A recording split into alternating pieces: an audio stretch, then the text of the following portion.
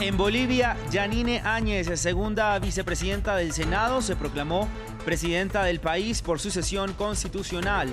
Prometió convocar a elecciones lo antes posible y pacificar el país. Más temprano, el expresidente Evo Morales llegó en condición de asilado político a México. La OEA pidió la realización de elecciones lo antes posible.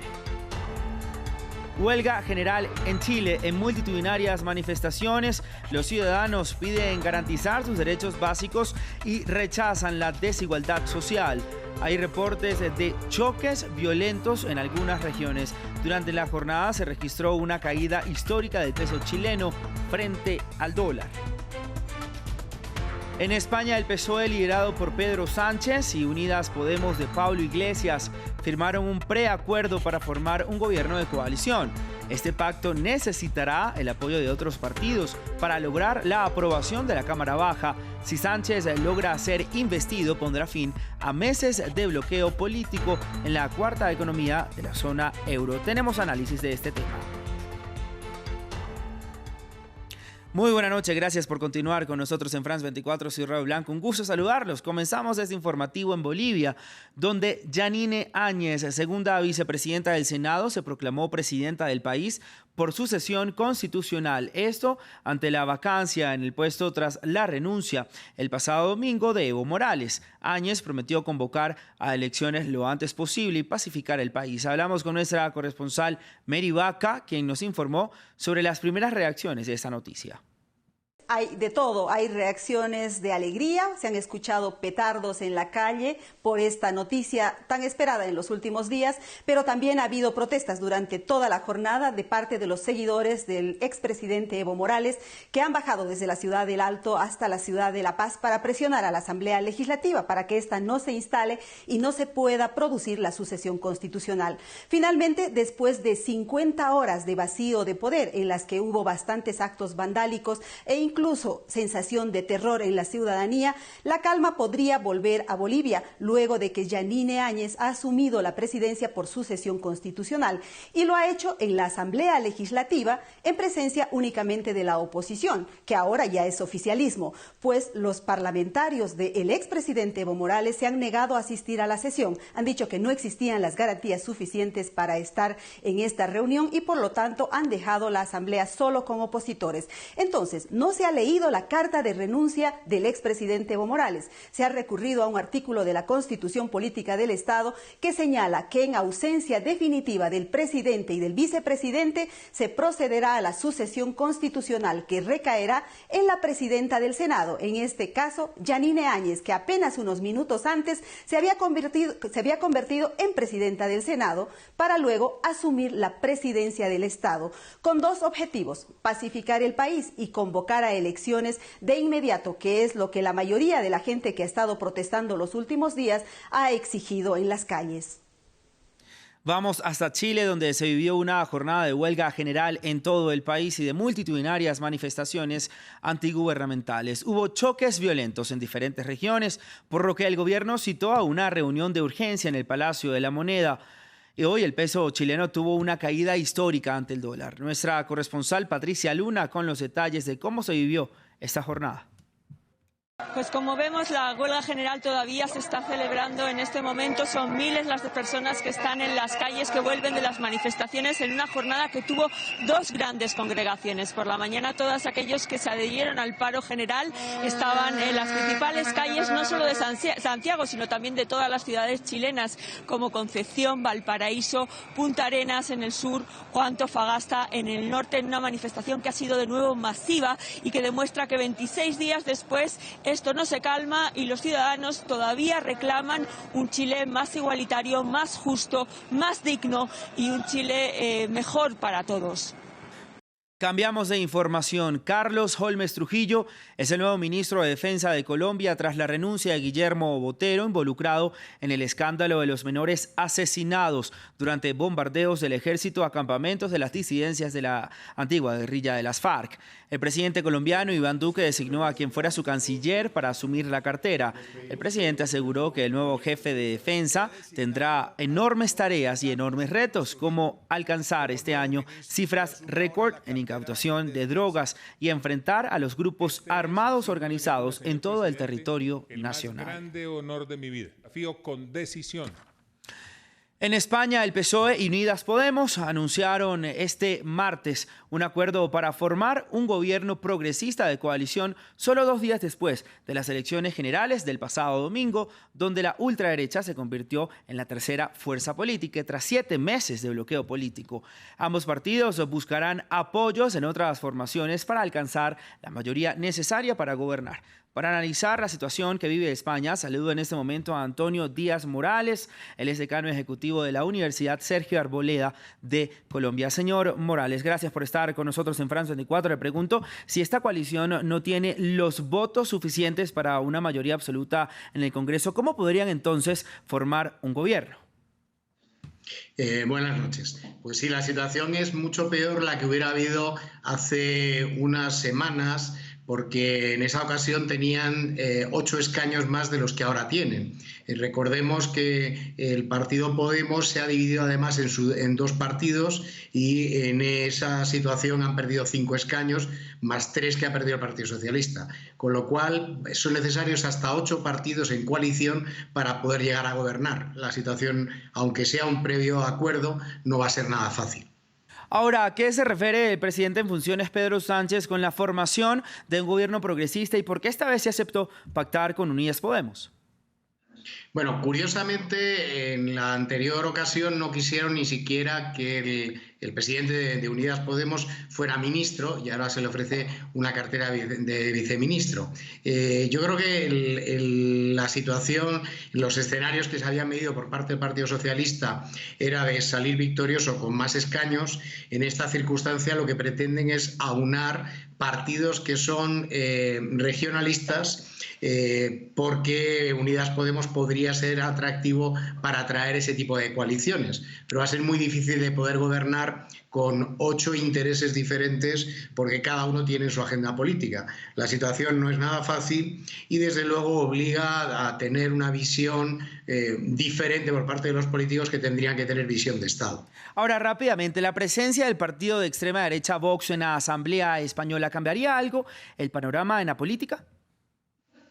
En la actualidad, aunque esté como tercer partido, la posición de 52 escaños, lo único que le hace es, bueno, pues de alguna forma generar debates más duros, pero todavía no tienen un peso suficiente como para poder... Digamos que lo más complejo es que la izquierda está muy dividida, muy fragmentada, porque recordemos que 3 partidos estarían reuniendo lo que antes eran 2 y que el resto son partidos que tienen entre 1 y 3 escaños. Con lo cual sí es verdad que el peso de Vox es muy importante y que va a hacer de alguna forma más duras las discusiones y los debates, pero no porque pudieran ellos llegar a gobernar ni siquiera con el Partido Popular, porque serían 150 escaños y en la actualidad Unidas Podemos más Partido Socialista son 155.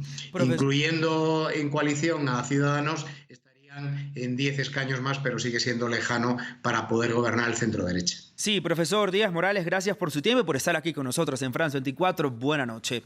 La Corte Suprema de Estados Unidos comenzó este martes a escuchar los argumentos a favor y en contra del programa conocido como DACA, que protege de la deportación a casi 700,000 jóvenes indocumentados que llegaron al país cuando eran niños. El presidente Donald Trump quiso ponerle fin, pero 3 cortes se lo impidieron. Ahora el futuro de esta población dependerá de la decisión del máximo tribunal que se espera sea tomada a mitad de 2020. Andrés Mesa Muñoz tiene todos los detalles. Su hogar está aquí. Es el grito de cientos de jóvenes indocumentados conocidos como Dreamers que llegaron a Estados Unidos cuando eran niños, pero su futuro depende ahora de la Corte Suprema que evalúa el programa que los protege de ser deportados. Esta es nuestra casa, esto es todo lo que conocemos, es lo que amamos, somos estadounidenses como todo el mundo. Y me abruma que aunque Trump quiera separarnos, estamos aquí juntos luchando por un sueño que es el sueño americano. A partir de este martes, el máximo tribunal empezó a escuchar escuchar los argumentos a favor y en contra del Plan de Acción Diferida para los Llegados en la Infancia, también conocido como DACA. El caso llegó allí luego de que 3 cortes inferiores bloquearan la decisión del presidente Donald Trump de eliminar en 2017 el programa implementado por Barack Obama en 2012 y que ampara a cerca de 700,000 jóvenes. Sin embargo, el mandatario dejó la puerta abierta a una negociación, teniendo en cuenta que 5 de los 9 jueces de la Corte Suprema fueron nombrados por presidentes republicanos. Muchas de las personas de DACA, que ya no son muy jóvenes, están lejos de ser ángeles. Algunos son criminales fuertes y endurecidos. Si los remedios de la Corte Suprema se vuelcan, se hará un trato con los demócratas para que se queden. El DACA concede a esta población un permiso de trabajo y un número de seguro social, pero no una residencia permanente, o también llamada Green Card. Y aunque les es permitido viajar fuera de Estados Unidos con previa autorización, no gozan de un estatus legal, pero sí de una situación de presencia legal. Se espera que la decisión final de la Corte Suprema se dé a conocer a más tardar a mediados de 2020. Cambiamos ahora de información y de continente. Hoy inició en París el segundo Foro por la Paz, liderado por el presidente francés Emmanuel Macron, quien realizó la apertura oficial ante 30 mandatarios y jefes de Estado y de gobierno, quienes se reúnen para hablar de cambio climático, desigualdades y también de desinformación, entre otros temas. Nuestra periodista Erika Olavarría con los detalles.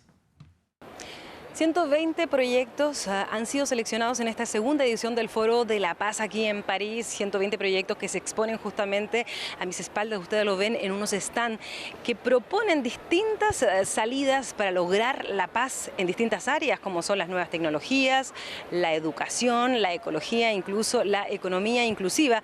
Son de distintos países, pero entre ellos hay muchos exponentes de América Latina, concretamente de Colombia, de México, pero también de Perú, de Honduras o incluso de Argentina. De eso se trata el Foro de la Paz, de unir las organizaciones de la sociedad civil con los jefes de gobierno y jefes de Estado.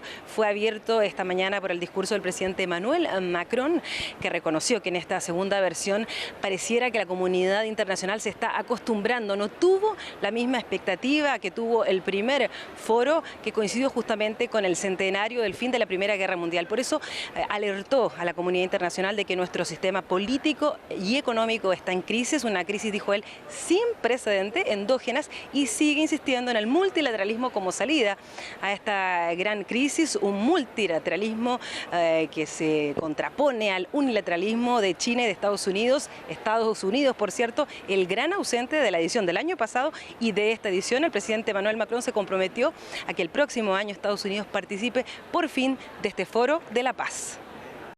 Era nuestra periodista en París, Erika Olavarría. Nosotros cambiamos de tema y continuamos porque Disney se estrena con su plataforma de streaming y espera llegar a obtener una parte del floreciente mercado dominado por Netflix y Amazon. En principio, el servicio estará disponible en Estados Unidos, Canadá y Países Bajos, antes de expandirse a Australia, Nueva Zelanda y otras regiones del mundo en los años 2020 y 2021. Disney Plus comienza a operar días antes del 96 aniversario de la compañía. Veamos el siguiente informe.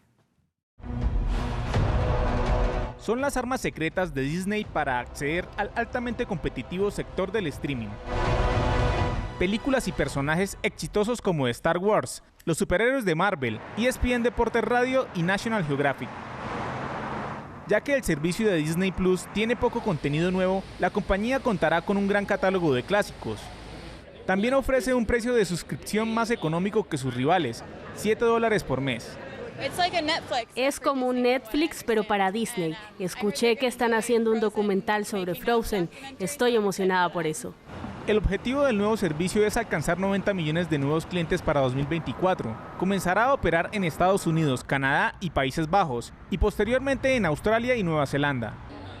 Luego se expandirá gradualmente a otras regiones del mundo. A Europa llegará en 2021. Obviamente habrá mucha competencia por ahí, pero creo que para nosotros tener esa biblioteca y el talento para contar historias que hay en el estudio es realmente lo que nos va a distinguir. El servicio dominador sigue siendo Netflix, con sus 158 millones de suscriptores, seguido por Amazon, Apple y Hulu, mientras que otros operadores están listos para iniciar sus propios servicios de transmisión. Cada uno intenta expandir su catálogo e invertir en nuevos contenidos originales. Apple ha gastado hasta ahora alrededor de $1.000 millones en nuevas producciones, muy lejos de los 11.000 millones de Netflix. ¿Usted se quedaría con Disney o Netflix? Eso lo responden también en nuestro Twitter, si usted quiere. Hasta que es informativo, continúe con nosotros.